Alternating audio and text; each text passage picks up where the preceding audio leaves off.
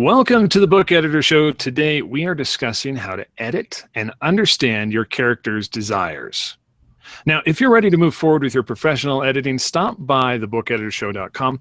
We can help in every stage of your work, from pre-production, developmental editing, copy editing, to proofreading.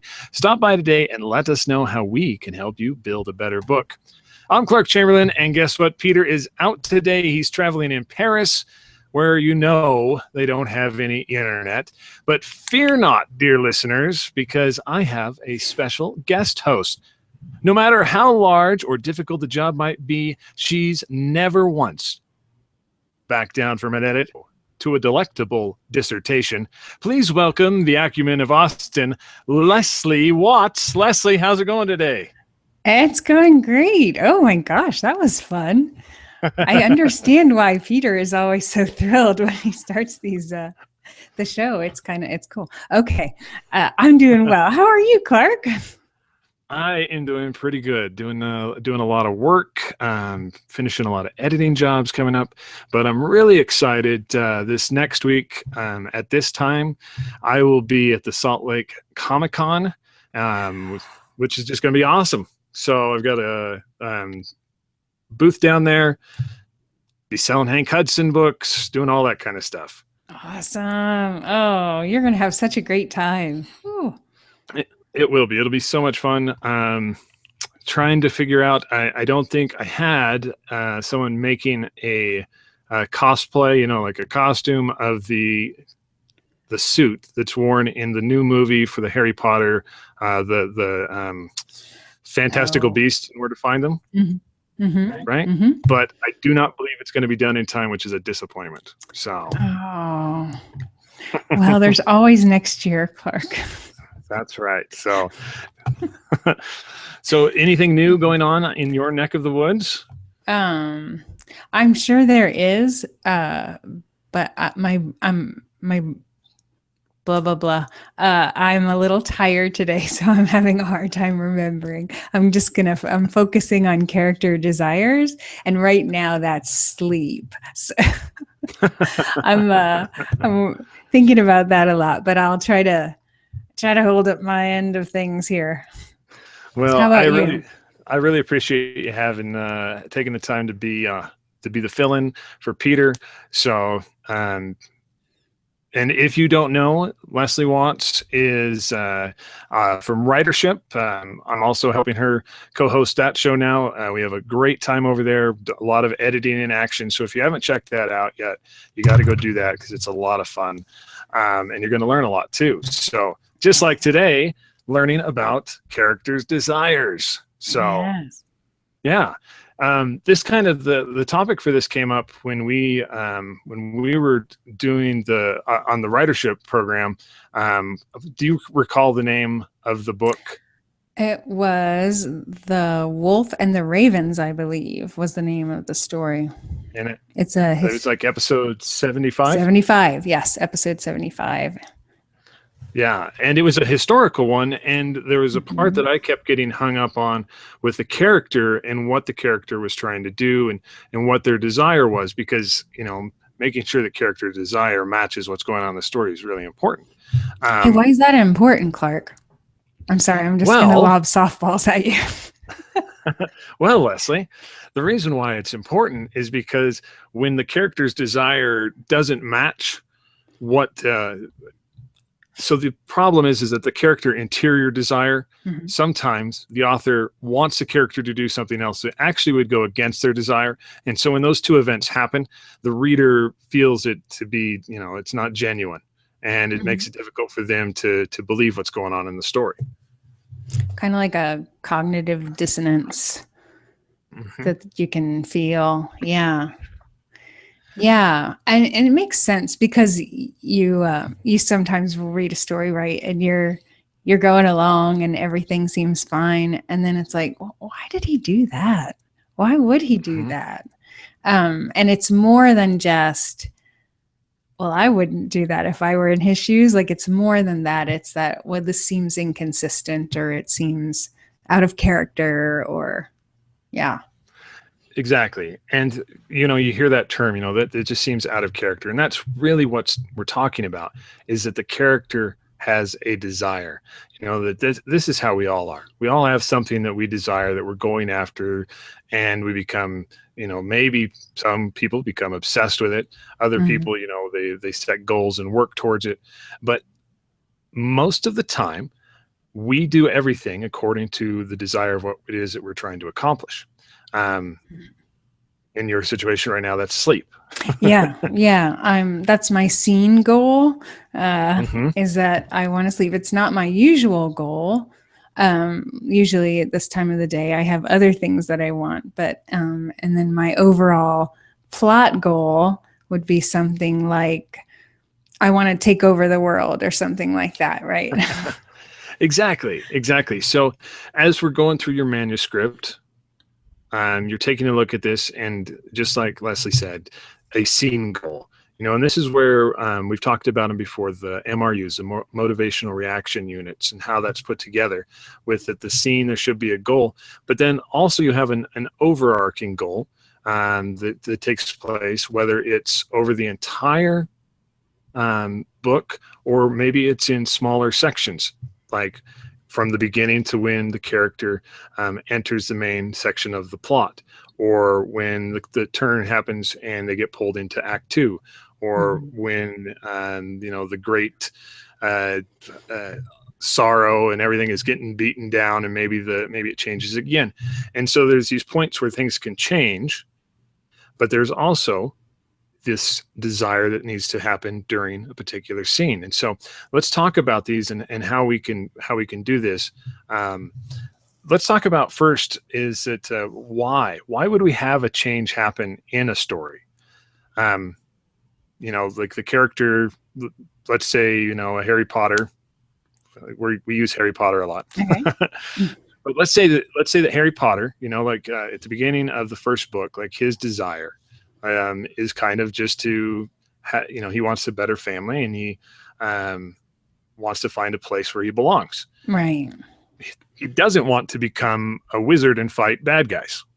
No, he doesn't want to be he doesn't want to be famous, right? That's very weird Right. for him. Yeah. So he's kind of thrust into that role, but that's not what he's wanting. Um, and what's interesting to me, one of the things that's interesting to me is the way that the desires kind of correspond to Maslow's hierarchy of needs. Yeah. So if our just a brief kind of thing, like we have this hierarchy of needs, like it starts with survival and then moves up into the higher orders, like love and belonging and that kind of thing, and then a sort of a sort of enlightenment or fulfillment. Right. And so depending on what kind of need you have, you're going to have, like, your desire is probably connected to that, even though it might be connected sideways. Like you might be using some pretty dysfunctional means of getting your needs met. But I like that idea that to connect up what the need is with what the want is and how they're trying to make that happen. Yeah, and I hadn't even thought about using Maslow's hierarchy of needs. That's a really great way to look at it, because that's what we want you to do. You've taken your manuscript and you're taking a look at the character arcs. And so whether you're talking about your major characters like your protagonists and antagonists, and then down to some minor characters as well, because that helps them be more multidimensional when they have desires and they're trying to do something. Right. Yeah, everybody wants something, right? That's like you said, I think it's even a Buddhist principle. Like you can't, like to be human is to desire something. And Right. so, yeah, everybody's got that. So even if you have say a barista who's a minor character, you can still add something. Like, what does he really want? Does he want to make, like, is his big thing to make the best cappuccino ever? Or is he like, I want to get out of here and it's going to change it's going to change what he does and the attitude that he brings toward what he does, and all of that is great fodder for conflict, of course. Mm-hmm. And yeah, it makes it more interesting because, right, somebody who's doesn't really want anything and just kind of floats through the story isn't there are those people in real life, but they're not very interesting, and we are not perched on the edge of our seats wanting to know what's going to happen to those people next. Exactly. So I've just recently finished editing a manuscript, and it's a shorter story, and so it doesn't lend itself really well to having a lot of subplots and a lot of tie-ins that having 100,000 words would. But let's say that you've got that 90,000, 100,000 word book, and you're going through it, and you realized, really the only plot line I've got going through here is just the main one, and that's it. I have no subplots. I've got nothing else going on. It's just the character is trying to just get this goal. He's got this desire. And this is a great way to start looking at, if this is another way that you can look at your minor characters and other characters and say, well, if this guy is trying to do this, and let's give an example here. So let's say that this story is about someone who's trying to stop a city council from rezoning and destroying an entire subdivision, is going to kick everyone out of all their homes or something like that. So all right. You've got a character who wants to stop that. And that's what the main plot is through the whole thing. Okay. Well, then what happens when you have other people have desires, right? You've got other people who live in that neighborhood. Maybe they want to sell out. Maybe you've got other people who want to stop just a portion of it.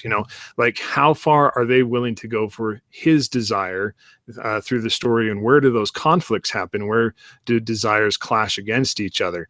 And that can be a very easy way to find subplots that you didn't have before in your story. Yeah, because everybody's going to be fighting for their own little thing. And when I was thinking about this issue, I was thinking about the fact that different people might have the same desire, but go about achieving it in different ways, in different ways that cause conflict. So if you have you could even have two people who want to stop the city council. But one of them wants to stop them by peaceful means, and the other one wants to do damage and commit violence and because it's that serious. And then you might also have people who have what was my thought? You have, where you can have two people who are doing the same actions, but they have completely different desires. And so there's all different ways you can play with this and have different conflicts and things. But wait a minute, I thought you wanted this. No, I didn't. I was just doing this for, some other independent reason. And so you can have misunderstandings, which are so fabulous. And well, not in real life, but in stories, they're really fun. And because you want all of that conflict and tension and for things to be really hard for the character. Mm-hmm. And so desire, if you feel like you've gone through you've written your manuscript, and you're looking through it and you're like, I'm not even sure what my characters actually want.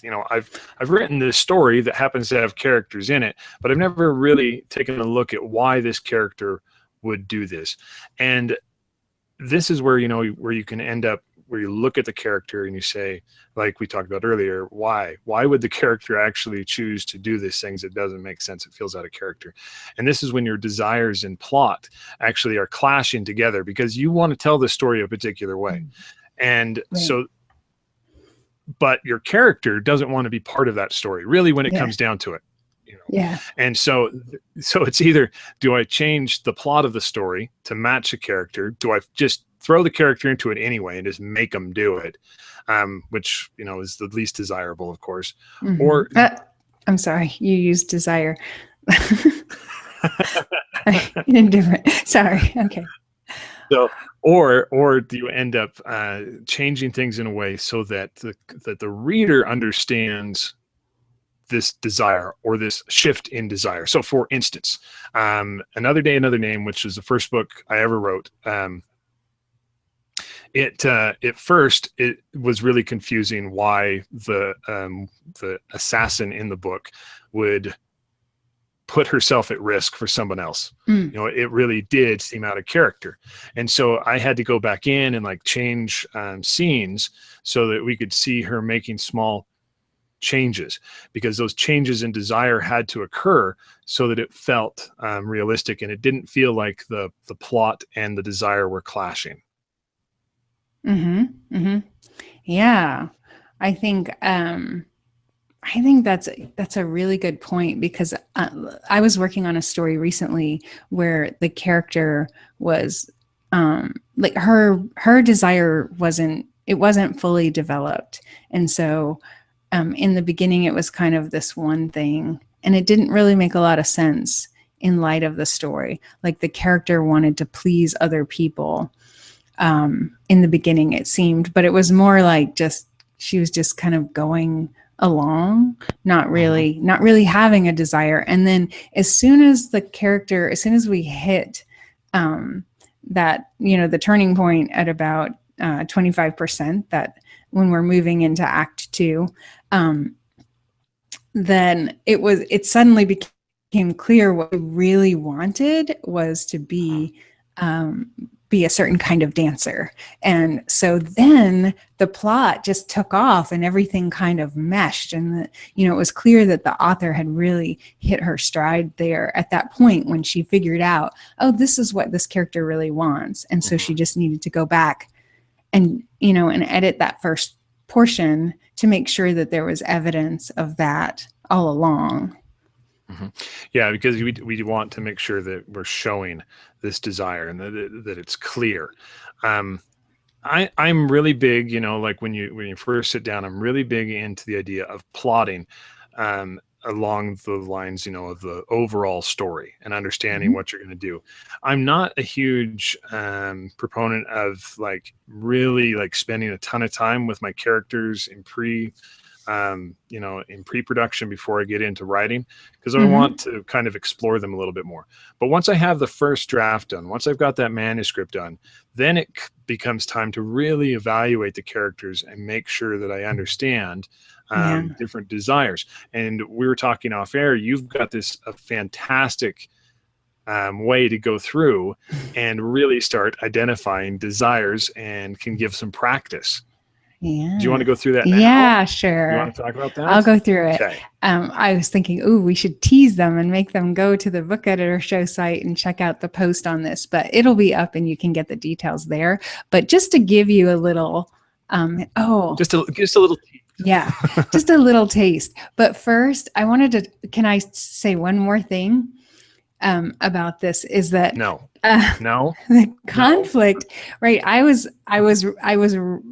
I think riffing is an okay word to use in this conflict or in this context, where I was thinking about desire and conflict and I was just writing, kind of letting things flow. And it occurred to me that conflict is kind of the opponent of desire, or the obstacle, right, is the opponent of the desire. And that creates tension, right, which creates interest and all of that. And then I thought, well, if you've added some juicy stakes, then to the mix, then chances are you're going to have a really rollicking good tale. And by juicy stakes, of course, I'm talking about there's something at stake for the character, not that you're cooking your steaks rare. I'm sorry, I couldn't help myself. It just came out. And then, yeah, okay. So enough about that. Yeah. But when we were talking about it, you definitely have to go and check out the article, because it's going to give you a lot of great ways to evaluate what the character's desires are, and then to exploit those desires, if you will, to see how far that they're willing to go to get what it is that they want. Right. Yeah. So I'll just do a little summary. Are we okay on time? I just want to make sure we're not. Yeah, Okay. we're good. Okay. So you want to take one of your characters. I recommend the protagonist or your main antagonist. And but you could play with some of the minor characters just to kind of flesh them out as well. So ask yourself, what does this character want more than anything? And then go beneath that. What's beneath that? What's beneath that? Like, just keep digging down under those layers and go for, write for 10 minutes or so to figure out what is it that this character really, truly wants. And then ask yourself, why does the character want it? What does the character hope to gain? What does the character hope to feel? And then again, write for 10 minutes so that you're really kind of getting down into that, their messy soul parts. And then what actions, this is the next part, make a list of all the actions that the character could take to achieve this desire. Again, write for a while, 10 minutes or more, and exhaust every possible option. Don't judge them, because you're not, this is discovering and you're recording your thoughts.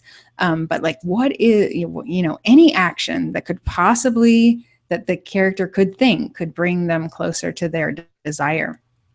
So then for every one of those desires, you want to think of 5 to 10 obstacles that could get in the way. And that's a lot, but part of it is like digging below the surface stuff that's just so that you can innovate. And then once you have 5 to 10 obstacles for each one of those means to achieve the desire, then you take 3 of the most compelling actions and you write a scene where the character is pursuing his desire to the end of the line. He is going for broke. And in the course of that, you throw every obstacle you can think at him until you bring him to his knees. Just absolutely destroy him. Then, and this is the twist, you give him the thought, the tool, the means. Don't do the deus ex machina, but give him something, the thing that makes sense and that fits, to help him, that causes him to succeed or fail utterly. And I love that, because I really do love that, because this is a great way. Let's say you've got you finished your book, you've sent it out to some beta readers, and you come back and they've marked some slow spots, and parts that just came a little bit boring or out of place. And this is the type of stuff that you can go in and be able to really figure out what your character's after. And that's going to just amp up every one of those spots, because when you can throw in what they're after and throwing in obstacles on how they're not going to get it, that just brings it forward, and brings it so that people just get really excited about reading that and seeing how they're going to be able to overcome it. And then the best thing to do, of course, is once they've overcome one thing, is to throw something else in the way that stops. Oh yeah, kick them while they're down. Kick them while they're down. That's because at the end of the day, that's why we really want to understand all of our characters' desires, so that we can manipulate them and destroy them with it. Yeah. I do the same thing with my children. So. Oh, no, I don't believe it. I don't believe it at all. But what, and to me, this gets to the very heart of what fiction and storytelling is. And it is like, it's a little experiment, like what happens when everything falls apart, and this character is taking action, trying to get what they desire, even though their world has turned upside down, their ordinary world, and from the beginning. And I think that we as people were so attracted to this because we want to know, how do you deal with adversity? How do you deal with challenges? And so when we watch a character and everything has been thrown at this character and he is just, about to give up, and then something, like one little thing, helps him or hurts him, then Mhm. it's like, okay, that one didn't work. Throw that one out. We're not going to use that one. But it's a way of kind of, making sense of the world and strategizing for your own personal problems, which hopefully are not as bad as the characters you read about. Yeah. And having all those problems is so important. I remember this last spring in the creative writing class at the college that I teach, I was talking about this. It's like, look, you're just going to pile on the problems. You're going to pile and pile and pile them on all over. And I got this one student, she raises her hand and she's like, why can't we just write a nice story about a day at the beach? Because a nice story at the day at the beach is boring. Instead, a nice day at the beach turns into Jaws attacking somebody. Yeah. That's what's interesting about the beach. Right. Or these amphibious soldiers come out of the water and attack everybody. And because that's interesting. It's like, what would I do in that circumstance? Yeah. And, it doesn't have to be that far, you could have. Oh, sure, Clark, come on.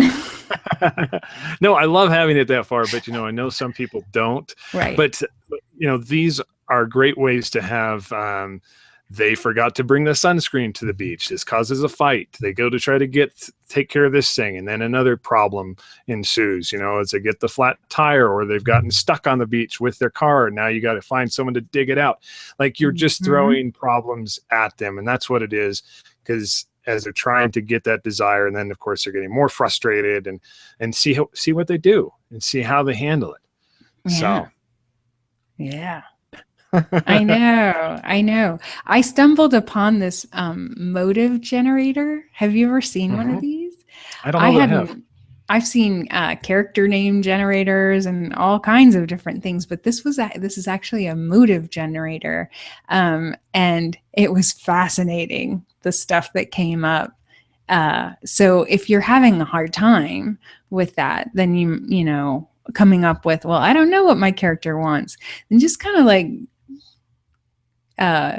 randomly generate some. And then I bet when you see it, like you're going to be like, oh, it's that, like you're going to know. And then I also like, for that, the Enneagram, which is it's a personality system. And whether you think that it actually is, that this is an accurate depiction of people, or not, that it's still like it talks about what people's basic fears are.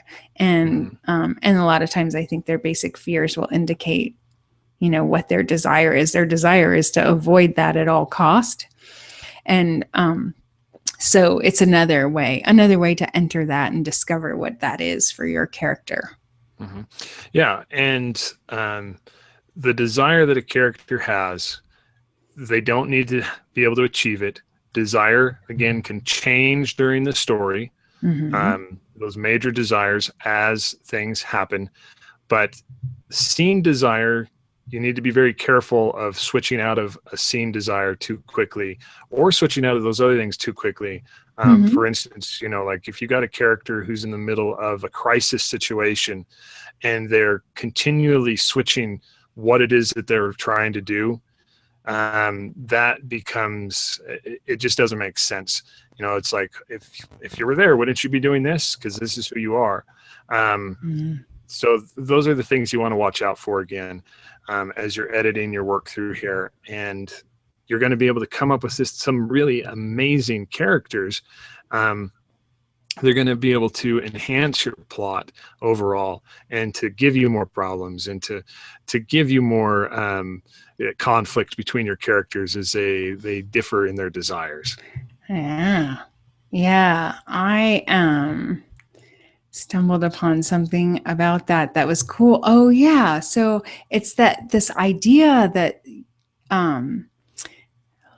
it's a shift in thinking about characters. Characters are not just a collection of traits and characteristics. So there's a difference between describing a character. This is about a character, and this is the character. And I'm reminded, and I didn't find the source for this quote, but I think it was a Greek philosopher, we are what we repeatedly do. And so like your true character is, like he is the thoughts, the action, the speech, and, and all of that is what drives the story. And so, everything they do should be connected to that desire, and that should be connected to the plot overall. And then the desires, the individual desires and motivations within individual scenes should in some way be connected to the bigger desire as well, so that it all makes sense, so that it all fits. And yeah, and it's so easy, right? I mean, we just made it sound so easy. Now go and do it. Just go do this. Just go do bring this. That character to his knees. Come on. And just weave all these lines together, and it's no big deal. Right. So. Yeah. So good point. That this is, and I don't do this well. I'm owning that it's a lot easier to edit someone else's work for this kind of thing than it is for me to correct it in my own. So, yeah. So I'm so glad you said that, because it isn't that easy. It's challenging. And that's what makes that's what separates, right, a mediocre story from a really great one, is getting this down. And so it's really, it's a worthy goal. It's a worthy desire on your part to pursue not perfecting, but really improving that and mastering. Exactly. And you can start this at any level through your manuscript, whether you're just adding in one desire and then adding in obstacles over that and making sure that it gels well with the plot, to then adding in more as you go along to additional characters until you get to the point that, you're going to be doing this and it's just going to be this huge tapestry that you're going to create, and it's going to look awesome. So do you have anything else you want to add, Leslie, before we close up?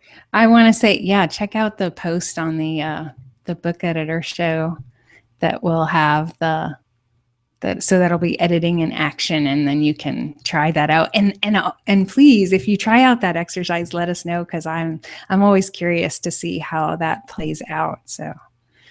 Yeah. And I think that one sounds like a lot of fun. And then also, don't forget, if you want to see editing, see this actually done live or after the fact, go to Writership and take a look at episode 75, where we talked a lot about this and showed how we could change some things in an actual manuscript. Right. So, yeah.